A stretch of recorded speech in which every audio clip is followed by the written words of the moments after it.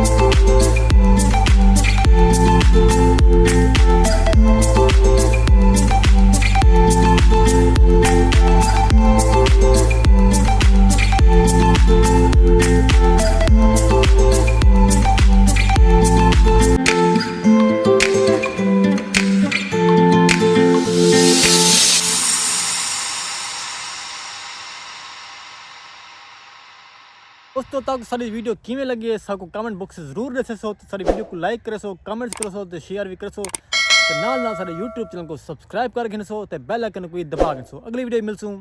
अल्लाह हाफिज़।